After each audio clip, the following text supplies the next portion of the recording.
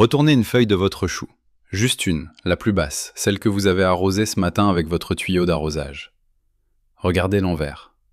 Ces petits amas verts ou gris dans les nervures, ces colonies collantes qui semblent ne jamais partir. Elles sont encore là. Vous avez arrosé il y a 2 heures, et elles sont encore là. Je vais vous dire quelque chose que personne ne vous a jamais dit sur ce geste que vous faites depuis des années. Ce geste qui vous semble si naturel, si logique, si évident. Comme boire un verre d'eau quand on a soif.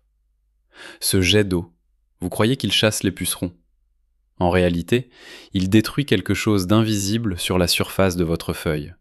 Quelque chose que votre chou a mis des semaines entières à fabriquer. Une protection naturelle si fine que vous ne la voyez pas à l'œil nu, mais qui est là. Ou plutôt, qui était là. Et une fois qu'elle a disparu sous votre jet, la prochaine vague de ravageurs s'installe 3 fois plus vite. Chaque fois que vous arrosez pour chasser, vous préparez le terrain pour la suivante. Est-ce que vous reconnaissez ce cycle? La colonie qui part, puis revient encore plus forte. Le même problème, semaine après semaine, sans jamais comprendre pourquoi. Il existe une solution qui coûte moins de 3 €. Elle est probablement dans votre cuisine en ce moment, sous l'évier ou dans le placard de ménage. Et aujourd'hui, je vais vous expliquer exactement comment elle fonctionne, et pourquoi votre tuyau d'arrosage, aussi bien intentionné soit-il, travaille contre vous depuis le début. Mais restez jusqu'à la fin, parce que je vais vous montrer une erreur que 9 jardiniers sur 10 commettent encore ce soir en toute bonne foi. Cette erreur a une particularité très dangereuse. Elle ressemble exactement à un bon geste. C'est précisément pour ça que personne ne vous l'a jamais signalé.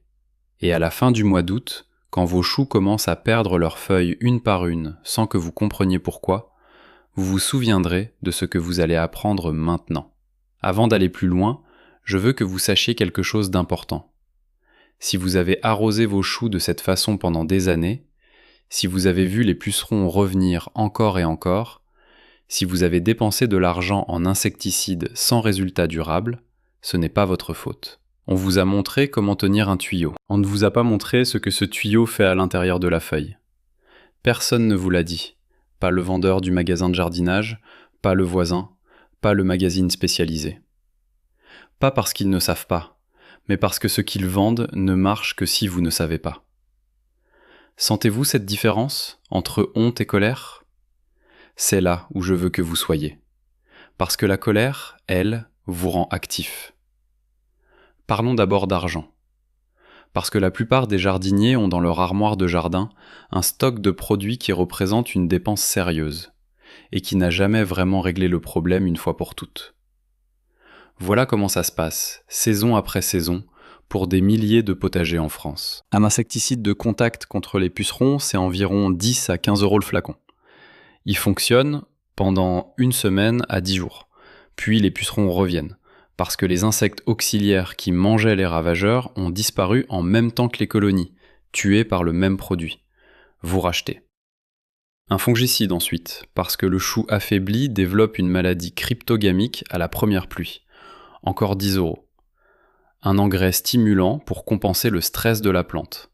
Encore 8 €. Et à la fin de la saison, vous avez dépensé entre 60 et 100 € sur un seul carré de chou qui vous a quand même déçu. Le savon noir concentré liquide, lui, pas la dilution toute prête en spray, mais le flacon concentré, coûte environ 3 € le litre. Ce litre fait 50 litres de solution prête à pulvériser. Il se conserve plusieurs années dans son flacon. Il ne crée pas de résistance chez les insectes, contrairement aux insecticides chimiques. Il ne tue pas les auxiliaires du jardin, parce qu'il agit par contact direct sur les ravageurs et pas dans l'air.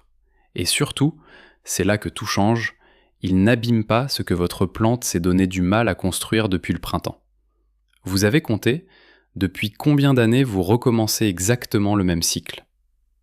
Et maintenant la vraie question. Si cette connaissance existe depuis des décennies, pourquoi personne ne vous l'a expliqué? Pourquoi le vendeur du magasin de jardinage n'a jamais pris 10 minutes pour vous dire ce que votre tuyau fait au manteau protecteur de votre chou? La réponse existe, et elle va probablement vous mettre en colère. Dans les années 50, dans la Drôme provençale, il y avait un maraîcher du nom de Marcel Roudil. Il cultivait des choux, des poireaux et des laitues sur une parcelle d'environ 2000 mètres carrés. Une exploitation familiale, comme il en existait des milliers en France à cette époque-là. Marcel n'avait pas fait d'études d'agronomie. Il avait appris à jardiner avec son père, qui avait appris avec le sien avant lui. Et il avait observé quelque chose d'étrange au fil des saisons. Ces choux, ceux qu'il n'arrosait jamais en pluie sur les feuilles, qu'il arrosait uniquement au pied depuis le sillon, comme son père lui avait enseigné, avaient très peu de pucerons. Presque pas. Ses voisins, qui utilisaient un tuyau ou un arrosoir sur les feuilles, comme on le voit partout, passaient la saison à se battre contre des colonies envahissantes.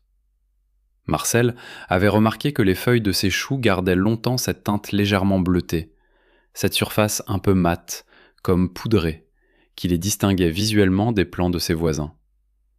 Il ne savait pas comment appeler ça scientifiquement. Il disait simplement que ses choux cotent 0. Et il ne la touchait jamais. Quand des techniciens d'une station agricole régionale sont passés dans son secteur en 1957 pour évaluer les pratiques des exploitants, Marcel leur a expliqué ce qu'ils faisaient et pourquoi.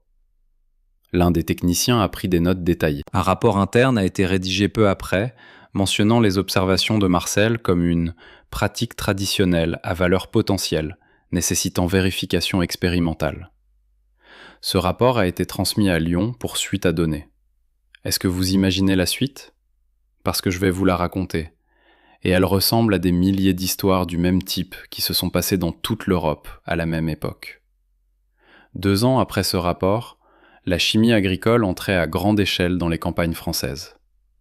Les nouveaux insecticides de synthèse promettaient une élimination totale des ravageurs, en un seul traitement, sans effort, sans observation, sans connaissance particulière. Les techniciens agricoles de l'État organisaient des démonstrations dans les exploitations et distribuaient les nouvelles recommandations imprimées sur papier glacé. Marcel Roudil s'est souvenu de cette période avec une phrase que sa fille a citée des années plus tard dans une correspondance. « On nous a dit que nos vieilles méthodes, c'était du folklore. » Le rapport de 1957 n'a jamais reçu de suite expérimentale. Les archives de la station agricole de la Drôme ont été partiellement réorganisées dans les années 70 pour accueillir les nouvelles fiches de recommandations de traitement chimique. Les notes de terrain sur les pratiques traditionnelles des maraîchers, celles de Marcel et de dizaines d'autres cultivateurs de la région, ont été rangées dans une catégorie administrative que personne n'avait de raison de consulter. Code 3. Vous comprenez ce que je suis en train de vous dire ? Ce n'était pas qu'on ignorait, c'est qu'on a choisi de ne pas regarder. Parce que si on regardait, si on validait expérimentalement, si on publiait les résultats, on cessait de vendre des insecticides à des milliers de maraîchers qui n'en auraient plus besoin.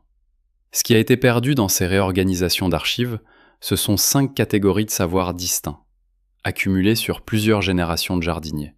Les observations sur la résistance naturelle des plantes selon la méthode d'arrosage.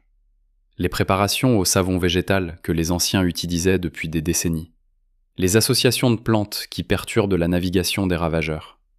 Les techniques de butage qui renforcent la base des tiges contre les maladies du sol. Et les calendriers de plantation décalés qui placent les cultures hors des pics d'infestation saisonniers. 5 catégories de savoirs pratiques, classées dans une pile administrative que personne ne rouvrait plus. Des chercheurs français ont retrouvé une partie de ces données dans les années 2000 en travaillant sur la biodiversité des pratiques agricoles traditionnelles. Leurs travaux ont confirmé que plusieurs de ces méthodes empiriques avaient une efficacité mesurable et reproductible. Ce que Marcel Roudil observait dans son champ en 1957, il avait raison. Simplement, personne n'avait jugé utile de le mesurer. Et ce que nous ne saurons jamais, c'est combien d'autres savoirs du même type n'ont jamais été consignés nulle part, portés uniquement dans les mémoires de jardiniers comme lui. Si vous trouvez que cette histoire est injuste, mettez un j'aime sur cette vidéo. Pas pour la chaîne, pour Marcel Roudil qui avait raison depuis le début et à qui personne n'a jamais dit officiellement qu'il avait raison. Et pour tous les jardiniers qui arrosent leurs choux avec leurs tuyaux ce soir, en toute bonne foi, sans savoir ce qu'ils effacent, feuille après feuille. Maintenant, parlons de ce que Marcel appelait simplement quote 4, et de pourquoi précisément votre tuyau l'arrache. Regardez vos feuilles de chou sous un angle rasant, à contre-jour, quand le soleil est bas. Vous voyez ce léger voile bleuté, cette surface qui n'est pas brillante, mais qui réfléchit doucement la lumière d'une façon particulière? Ce n'est pas de la poussière, ce n'est pas de la rosée séchée, c'est une cire naturelle que votre plant de chou produit lui-même depuis ses premières semaines de croissance. On l'appelle le manteau cireux, et votre plante en a besoin autant qu'un imperméable a besoin de son traitement déperlant. Ce manteau, votre chou l'a fabriqué pour 2 raisons précises. La première, limiter les pertes en eau par évaporation, exactement comme une couche de vernis sur une surface poreuse ralentit la dessiccation. La seconde, rendre la surface de la feuille difficile à saisir pour les insectes ravageurs. Les pucerons, pour se fixer sur une feuille, doivent planter leurs pièces buccales dans le tissu végétal. C'est un geste mécanique, comme enfoncer une aiguille dans un tissu. Sur un manteau de cire intact, c'est difficile. La surface est lisse, légèrement glissante. L'insecte cherche une prise, il ne la trouve pas. Et il repart chercher ailleurs une plante moins bien défendue. Est-ce que vous voyez l'image? Votre chou, avec son manteau intact, est une surface hostile pour le puceron. Votre chou sans manteau est une surface d'accueil parfaite. Quand vous arrosez avec un tuyau depuis le haut, 2 choses se produisent en même temps sur la feuille. La pression mécanique du jet érode physiquement le manteau, exactement comme une pluie battante érodait une couche de calcaire mince sur une surface exposée. Et le film d'eau résiduel qui reste sur la feuille dissout partiellement les composés cireux en surface, les emportant en fines gouttelettes quand l'eau coule vers le bas. Pas tout d'un coup, progressivement, arrosage après arrosage, semaine après semaine. Après quelques semaines de ce régime, le manteau est suffisamment dégradé pour que les pucerons trouvent des points d'accroche là où il n'en existait pas en mai. Reconnaissez-vous ce moment précis dans votre saison, quand les premières colonies apparaissent en juin et que vous ne comprenez pas pourquoi elles semblent surgir de nulle part? C'est là que tout s'explique. Vous n'avez pas éliminé la cause du problème en arrosant. Vous avez progressivement supprimé la défense naturelle de votre plante et vous avez créé les conditions idéales pour que le problème s'installe de façon durable. Ce n'est pas une faute, c'est un manque d'information. Et c'est précisément ce qui change aujourd'hui. Le savon noir fonctionne d'une façon entièrement différente, et c'est là où tout devient intéressant. Le savon noir est ce qu'on appelle un tensioactif, c'est-à-dire qu'il fait baisser la tension superficielle de l'eau, ce qui lui permet de pénétrer dans des espaces extrêmement fins, des espaces qu'une goutte d'eau ordinaire ne pourrait pas traverser. Quand vous vaporisez une solution de savon noir directement sur un puceron, la solution pénètre dans ses orifices respiratoires, de petits pores situés le long de son abdomen, appelés stigmates, par lesquels l'insecte respire. Une fois ces orifices obstrués par le film savonneux, l'insecte suffoque. Il ne s'adapte pas, parce que c'est un mécanisme purement physique, pas chimique. Aucun insecte ne peut développer une résistance génétique à l'asphyxie. Vous comprenez la différence fondamentale ? L'insecticide chimique agit sur le système nerveux de l'insecte, qui finit par y adapter ses mécanismes biologiques au bout de quelques générations. C'est pourquoi les colonies reviennent chaque année un peu plus résistantes. Le savon noir agit sur la physique de la respiration. C'est définitif et non contournable. Et voilà la partie décisive, celle que Marcel Roudil n'aurait peut-être pas su formuler, mais qu'il appliquait intuitivement. Vaporiser de façon ciblée sur les colonies, sur l'envers des feuilles, sans inonder la plante entière depuis le haut, le savon noir n'abîme pas le manteau de cire. Il dépose un film tensioactif qui agit sur les insectes présents, puis qui se rince naturellement à la pluie ou à un léger arrosage au pied, sans éroder la surface végétale. Votre plante garde sa protection naturelle intacte. La prochaine vague de ravageurs trouve une surface difficile à coloniser.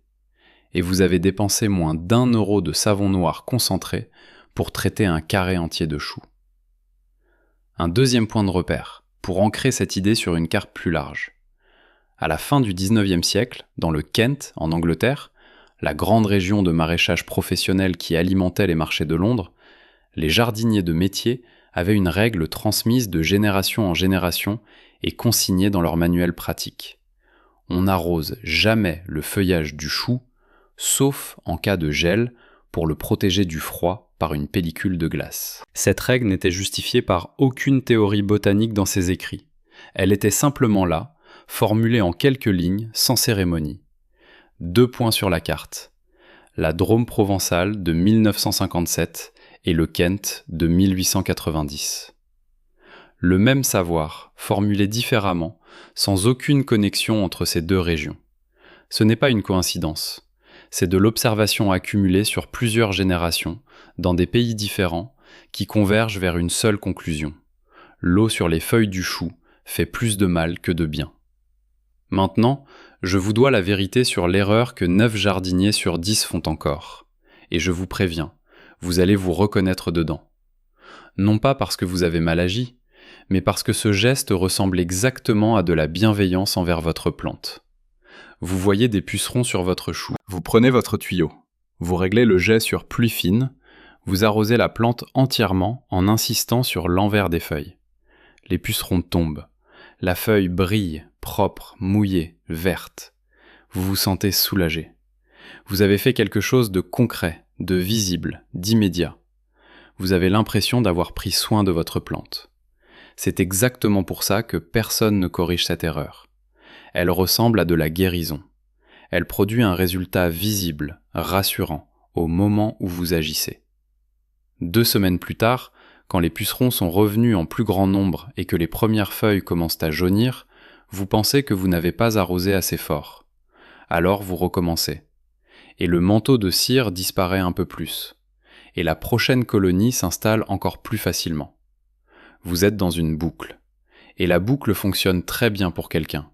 Juste pas pour vous. Voilà maintenant le protocole au savon noir. 3 étapes, aucun matériel spécial nécessaire. Première étape, préparer la solution.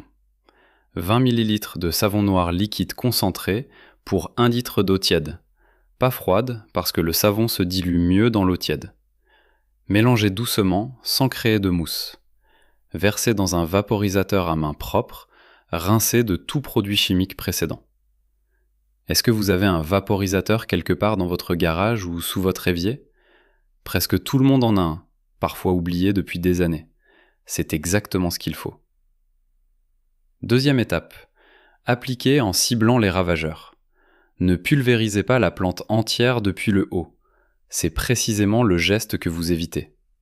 Pulvérisez directement sur les colonies visibles, sur l'envers des feuilles infestées, dans les entrenœuds où les pucerons se regroupent. La solution doit toucher les insectes pour agir. Travaillez tôt le matin ou en fin de soirée, pas en plein soleil de midi. Même le savon noir peut créer un léger effet de concentration lumineuse sur une feuille mouillée exposée à un soleil intense. Troisième étape, laissez sécher et observez. En général, 2 applications à 48 heures d'intervalle suffisent pour décimer une colonie établie. Si des pucerons reviennent après 10 jours, vérifiez des plantes voisines. Vous avez probablement une source de réinfestation dans les environs qui envoie des individus ailés. Traitez les abords également, sur les mêmes bases. Et pendant tout ce temps, arrosage uniquement au pied, dans le sillon, jamais sur les feuilles. Laissez-moi maintenant vous montrer comment ces éléments s'assemblent et ce que ça change concrètement pour votre potager dès cette saison. Le manteau de cire intact, c'est votre première ligne de défense passive. Il décourage les ravageurs avant même qu'ils tentent de s'installer sur la plante. Vous n'avez rien de spécial à faire pour le maintenir. Vous faites simplement une chose pour ne pas le détruire. Vous arrosez au pied, dans le sillon, jamais en plus sur les feuilles. Le savon noir en application ciblée. C'est votre intervention d'urgence quand une colonie s'est quand même formée malgré le manteau. Il agit mécaniquement, il ne génère pas de résistance, il coûte une fraction de ce que vous dépensez habituellement en insecticides, et il laisse le manteau de cire intact pour la suite. L'arrosage régulier au pied du plant. Il pousse les racines vers le bas, renforce la plante dans sa globalité, et lui permet de produire plus de cire protectrice chaque semaine de croissance. Un chou bien arrosé au pied, mais jamais aspergé sur les feuilles, développe un manteau de cire de plus en plus épais et résistant au fil de la saison.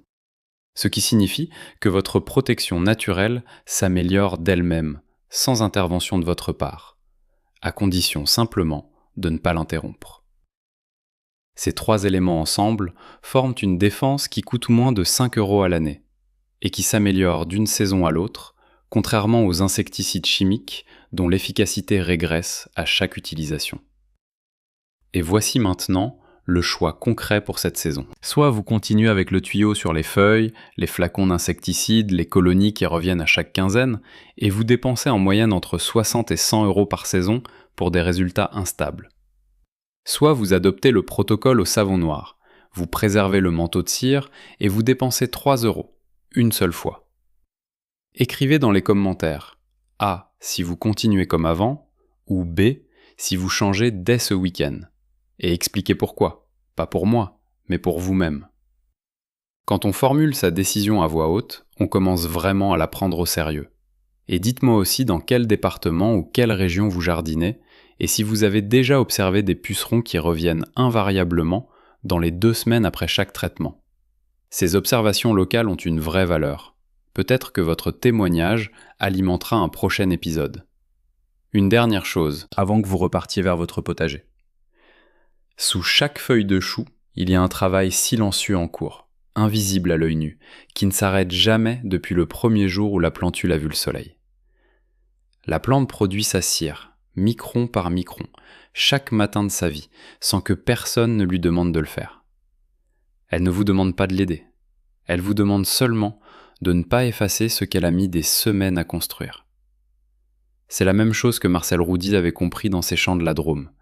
Pas en lisant un manuel, mais en regardant ces plantes assez longtemps et assez attentivement pour voir ce qu'elles faisaient toutes seules, sans lui. La force n'est pas dans le flacon. La force est dans ce que vous choisissez de ne pas détruire. Allez en profondeur. C'est là que tout commence.